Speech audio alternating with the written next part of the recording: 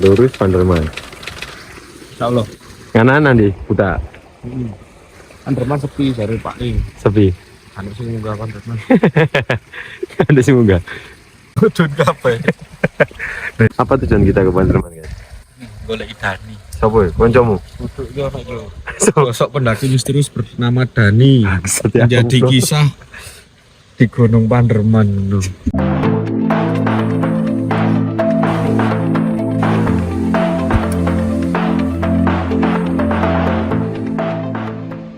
Bagaimana, masih kuat?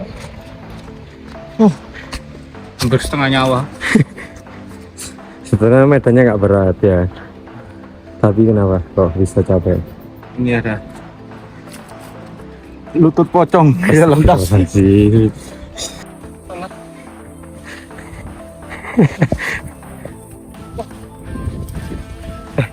Ano soro. Kongraji. Ini ngorok. Astagfirullah.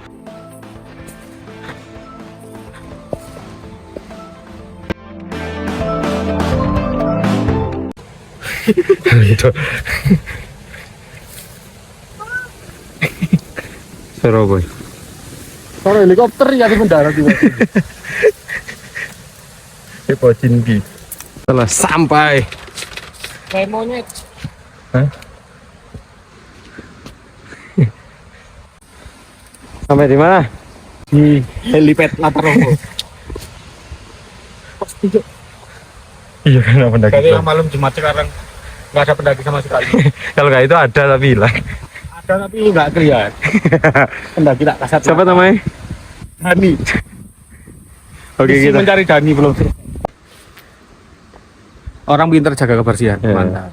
Berarti nggak perlu ke Primagama. Nggak perlu. Cukup ke Panderman. Dan jaga Kebersihan.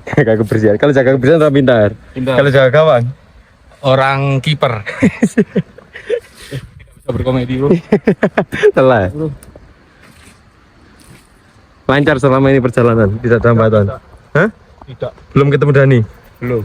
Sambil tadi hampir masuk jurang. Mistis Gunung Panderman di Panderman. Kemudian yo membaca emangmu nemuan golek-golek kisah mistis Panderman. Kok unik lah dibaca di Panderman sekalian. Kayak golek iki si Dani.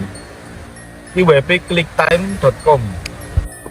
Clicktime.com Malang. Sosok pendaki misterius bernama Dani akan menjadi kisah yang menemani waktu luang pembaca kali ini.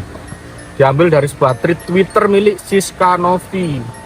Ini Twitter yang biasa nyeluk ojol terus buka-buka. Kanjis guys. Oh beda sama iki Siska iki. Beda. Oke. Pengalaman seorang mendaki gunung yang bertemu sosok misterius. Sosok tersebut kemudian dikaitkan dengan Danyang Alas. Danyang Alas yang artinya penunggu. Namun secara lebih lanjut, arti Danyang sosok baik yang bertugas untuk menjaga suatu wilayah atau kawasan. Api. Rudi, pria yang tak takut hantu gendeng. Tak takut hantu, tapi sakti Rudi gitu. Lepo udah bawa mulan. Enggak, sakti ini dia gak takut hantu, iso gambar mbek kapur terus dadi nganu wong. Rudi Tabuti. Mantap. Beda. Sebelum bagian kusa, Rudi, sosok pria tersebut dijelaskan sebagai seorang pria yang tidak percaya atau bahkan mengenal istilah takut hantu, ngeri itu. Persis kamu. Persis. Tapi ini angin kok semakin banter. Bahkan dalam salah satu kejadian yang menurut teman-teman mengerikan, Rudi justru hampir sebagai sosok yang seolah mengusir keberadaan makhluk pengganggu tersebut. Saat itu, Rudi sedang menghabiskan waktu di salah satu kontrakan temannya yang terkenal angker berlokasi di sekitar Dieng. Vicky konco Rudi arek Unmer. Arek Unmer kuliah apa ke kos Dieng. Kamu mungkin arek UMM kos Dieng. Tapi sih mending arek Unmer ngekos ya. Konco kono arek Unmer gak ngekos. Kenapa? Turu di alat. Lebih nyaman. Turu di Aladin, adusnya jarang-jarang. Kala sedang asik menonton TV, secara mengejutkan terdengar suara tertawa cekikan perempuan dari luar jendela. Lu kok ceritanya di kos ya gak di gunung. Namun Rudi seolah tidak mempedulikan. Bahkan sampai kejadian pintu digedor berulang kali juga tidak ia hiraukan. Pintu digedor. Dok. Kepala gunung. Astagfirullah. Apa camrut. Sementara itu Tony, temannya yang sudah ketakutan, meminta Rudi untuk memastikan keadaan. Dengan penuh kekesalan dan rasa terpaksa, Rudi kemudian memeriksa dan memang tidak menemukan apa-apa. Nah, Oh, kayak Tony bagus. ngerti nggak apa Tony ketakutan? Apa? Soalnya Tony nggak bawa pacare, dikira Pak RT. Yo, mungkin. Kena denda semen. Yo. Dan Rudi kendel ono sing gedor tambah digoleki lah. Itu masuk akal Nah, Rudi. ketika dibuka gak ada sama-sama, Tony nih lega. Ah, Alhamdulillah aman. kutu Pak RT. Meneng urut. Itu pun mau tahu aku lanjut. Lanjut cerita. Selang beberapa kemudian intensitas gangguan semakin meningkat. Wah, gendeng. Dor tambah nemen. Hmm. Ketukan tersebut terdengar berkali-kali tanpa henti. Tok tiba yang dengan latu-latu. Tony yang semakin takut memilih bersembunyi di belakang Rudi. Oke, Tony. Saking kesalnya dengan gangguan itu, Rudi bahkan berteriak menantang. Makhluk tak kasat mata, buka pintunya. Kalau sampai berani buka pintu dan terdengar suara seperti itu lagi, kamu akan aku perkosa. Oh, jancuk. Coba kata-kata yang ngono tenan. Ngawur. Kamu akan aku Kayak di perkosa. screenshot aja. Ngawur. Semangean. Iya. Gendeng lah, Ngawur, cukup ngawur. dilanak itu diperkosa. Kan duet itu Rudi. Satu attitude. Dilanak kan gak bolong kimpet iya. Wow, Semakin ada Ayo. serangan kan. ada serangan Kan, topan. astagfirullah kan. Lanjut. Anehnya setelah itu suara tersebut menghilang bahkan sampai saat ini. Lanjut bedo kisah. Pengalaman mistis mendaki seorang diri. Pada suatu kesempatan, akhirnya pria yang tak kenal takut ini, Rudi, mengalami sebuah hal yang sedikit mengguncangkan keberaniannya. Adapun kejadian tersebut dialami oleh Rudi saat dirinya sedang nekat memutuskan untuk mendaki Gunung Panderman. Gunung ini sebenarnya alasan dia memutuskan ingin pergi sendiri saat itu didorong oleh perasaannya yang campur aduk usai ditinggal oleh sang kekasih yang sudah 5 tahun ia pacari. Wih. Oh. Hampir mirip kisahmu. Enggak tahu apa begini. Pendaki patah hati. Patah hati kamu mendaki gunung. Ya, download Tinder dong. Patah hati yo. Suka dong. Nah, Bahkan kabarnya Rudi sudah siap melamar wanita itu. Waduh, dulu kok ceritamu ini, Cuk. gendeng. Mending melamar Cuk, awakmu Rudi, Cuk. Ya ora gendeng. Mending Jadi- melamar pekerjaan dah. Oke lanjut. Jadi para temannya yang khawatir sebenarnya cukup dapat memahami keputusannya untuk mendaki gunung seorang diri. Meski dengan perasaan campur aduk, Rudi akhirnya tiba di jalur awal pendakian sekitar pukul 4 sore. Kala itu langit sudah sedikit gelap, tapi dengan sikap cuek dia memarkirkan motornya. Gendeng tuh parkir ambek cuek. Jadi sepeda seret ngale, sepeda lugur. Saking cueknya gak dijagrek. Lah saking cuek. Oh, jadi kunci setir Mas, ganti reken. Cuek, pendaki patah hati dan pendaki cuek. Adalah Rudi.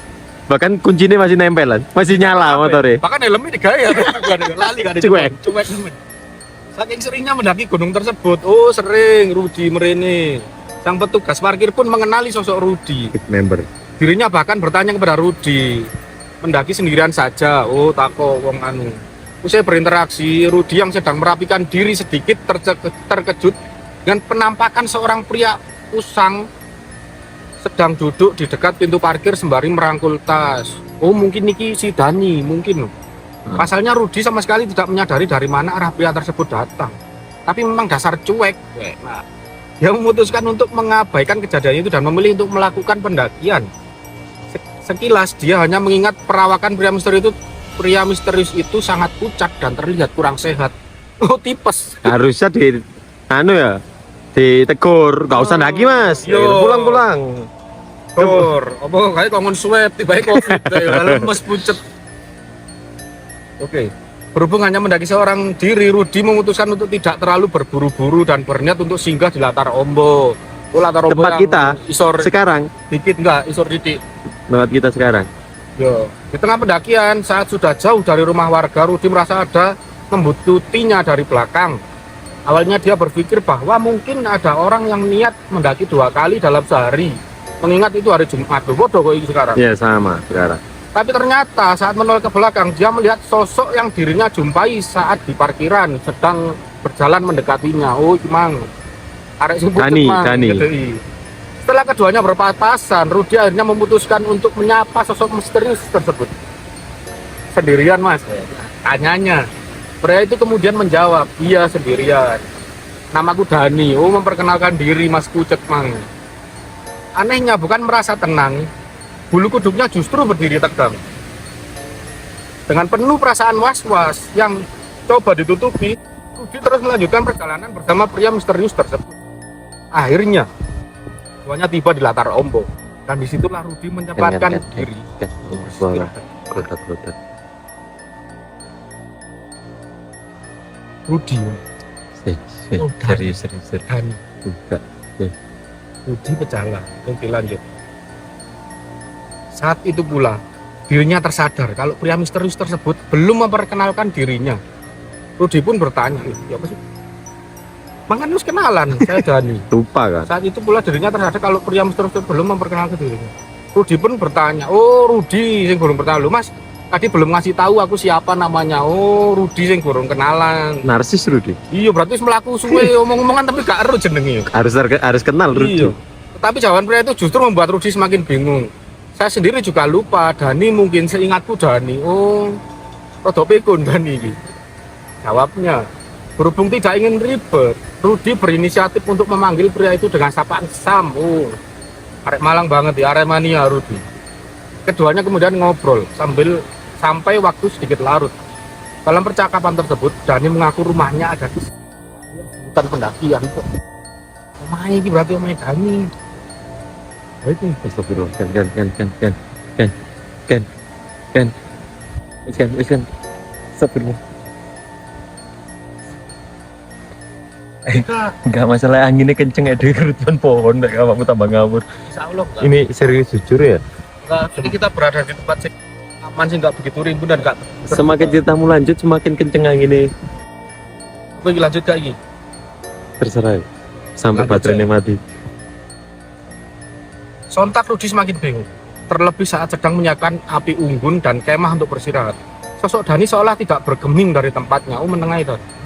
Gelagat Dani semakin dirasakan aneh oleh Rudi. Terlebih dia tidak terlihat sama sekali kedinginan. Oh, kebal. Padahal saat itu kondisi semakin larut dan angin semakin kencang. Oh, kok saiki? Iya. Angin kencang, bos. Mencari tali biru yang hilang. Astagfirullah. Kan.